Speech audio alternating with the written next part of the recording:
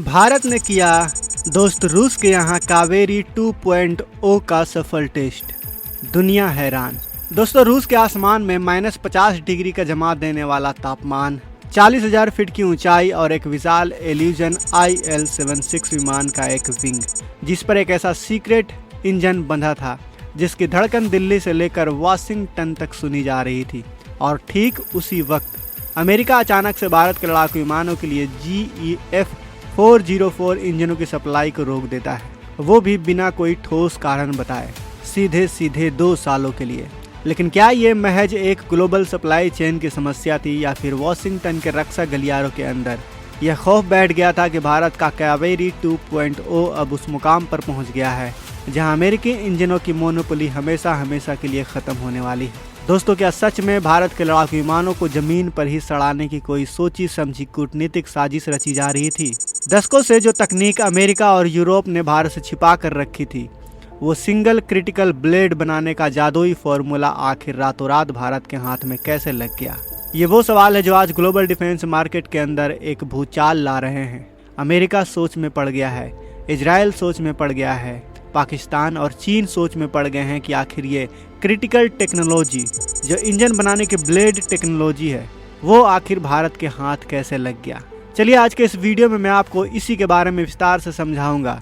इस वीडियो को ध्यान से देखिएगा क्योंकि कावेरी 2.0 भारत के लिए एक गर्व की चीज़ है।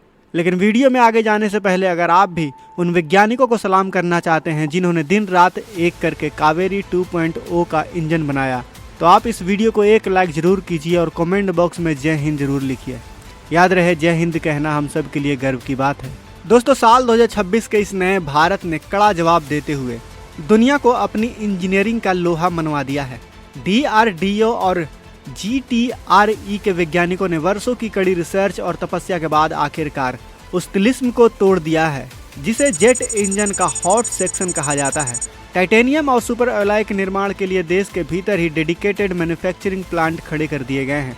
भारत ने वह आधुनिक मटेरियल साइंस और मैन्युफैक्चरिंग कैपेसिटी हासिल कर ली है जो 1700 केल्विन की भयंकर आग और उच्च टरबाइन एंट्री टेम्परेचर को सुरक्षित रूप से बर्दाश्त कर सकती है। और यही वो टर्निंग पॉइंट था जिसने वॉशिंगटन के रडार पर रेड अलर्ट ट्रिगर कर दिया। अब आप जियोपॉलिटिकल क्रोनोलॉजी को ध्यान से समझिए।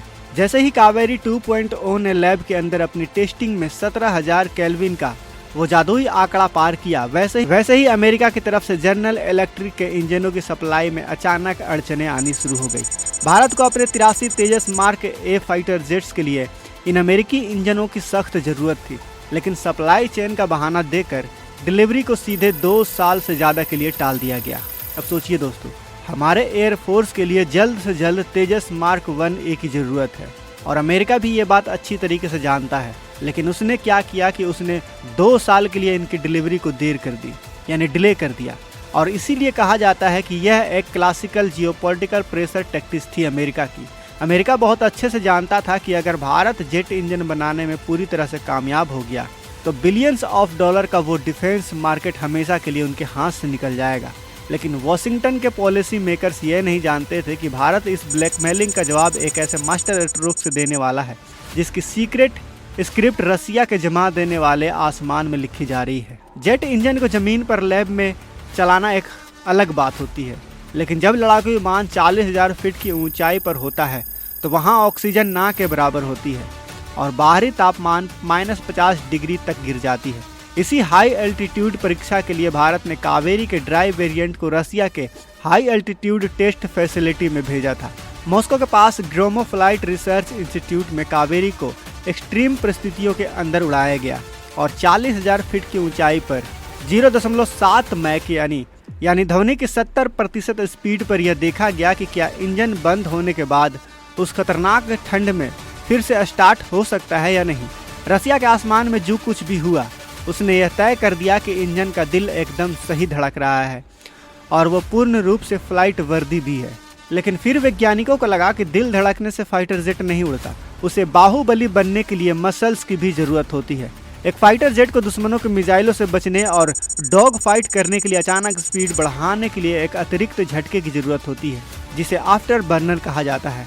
और यहीं पर इस पूरी कहानी के अंदर अचानक ब्रह्मोस एरोस्पेस की एंट्री हो जाती है। जिसकी मिसाइल एक्सपर्टीज को रातों रात कावेरी प्रोजेक्ट में शिफ्ट कर दिया गया। नए ब्रह्मोस मॉड्यूल के लगते ही कावेरी 2.0 इंजन 80 किलो न्यूटन के भयानक ताकत से आग उगलने लगा।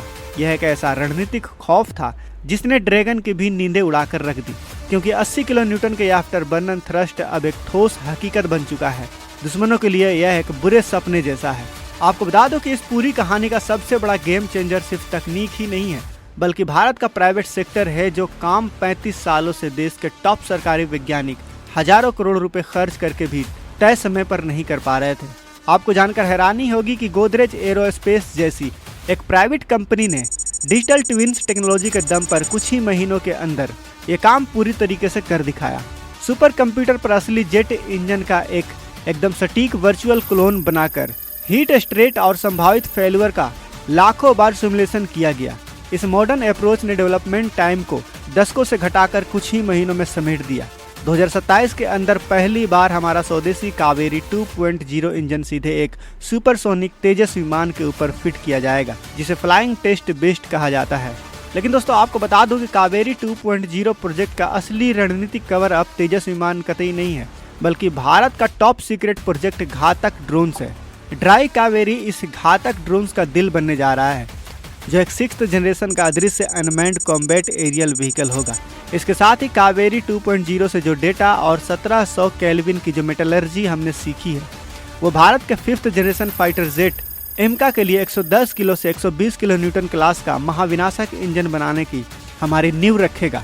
इस एक कदम से भारत विदेशी सप्लाई चेन की ब्लैकमेलिंग हमेशा के लिए आज़ाद हो जाएगी। हमारी कॉम्बैट रेडीनेस 100% हमारे अपने कंट्रोल में होगी, जो ये साफ दर्शाएगा दूसरे देश पर निर्भर रहने से ये होता है कि जब अगर आपकी किसी दुश्मन देश से बहस या फिर झड़प हो जाए, आपका कोई कॉन्फ्लिक्ट हो जाए, तो वो देश अपने फ़ायदे के लिए आपके हथियारों के कल पुर्जों की सप्लाई चेन बंद कर देता है, जिससे हमें काफ़ी दिक्कतों का सामना करना पड़ सकता है। लेकिन भारत ने इस इंजन को बनाकर दुनिया को यह दिखा दिया है कि अब भारत भी फाइटर जेट के इंजन बनाने में महारत हासिल कर रहा है, और अब महज कुछ ही दिनों में, कुछ ही सालों के अंदर भारत इसमें पूरी तरीके से महारत हासिल कर लेगा। और यही वजह है कि आज जब भारत ने दोस्त रूस के यहाँ कावेरी 2.0 का सफल टेस्ट किया, तो अमेरिका और चीन जैसे हमारे दुश्मनों का मुँह खुला का खुला रह गया। तो दोस्तों, आज के इस वीडियो में बस इतना ही।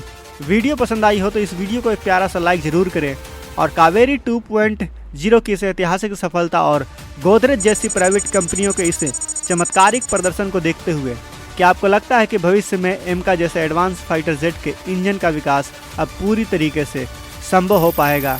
आपको क्या लगता है, क्या भारत एमका के लिए ऐसे और भी ताकतवर इंजन बना पाएगा? अपनी राय हमें कमेंट बॉक्स में ज़रूर बताएं। हम आपकी राय को बहुत ही गौर से पढ़ते हैं, तो अपनी राय नीचे कमेंट बॉक्स में ज़रूर बताएं। और अगर आपने अभी तक इस चैनल को सब्सक्राइब नहीं किया है तो इस चैनल को भी सब्सक्राइब कर लें।